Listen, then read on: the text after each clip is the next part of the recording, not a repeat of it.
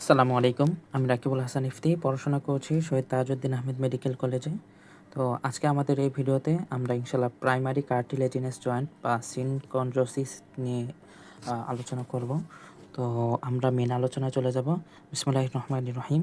তো primary cartilaginous জয়েন্টের মধ্যে প্রথম কথা হচ্ছে যে দুইটা বোনসের মধ্যে কি দুই বা ততোধিক বোনসের মধ্যে যেই জয়েন্টটা ফর্ম করবে, তো ওগুলো ইউনাইটেড থাকবে হচ্ছে হায়ালিন কার্টিলেজ দ্বারা।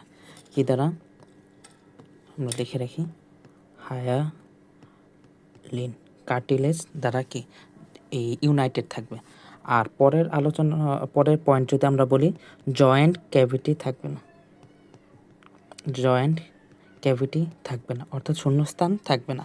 এরপরের অনেক ইম্পর্ট্যান্ট একটা বিষয় হচ্ছে মুভমেন্ট প্রায় অনুপস্থিত, মুভমেন্ট নাই।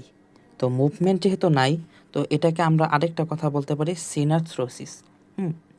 তো এরপরের কথা হচ্ছে অধিকাংশ ক্ষেত্রে এটা কি টেম্পোরারি, অর্থাৎ আমরা জানি, আমরা আগে উদাহরণটা দিই, এপিফাইসিয়াল প্লেট বা গ্রোথ প্লেট, যেটাকে আমরা গ্রোথ প্লেট নামে চিনি।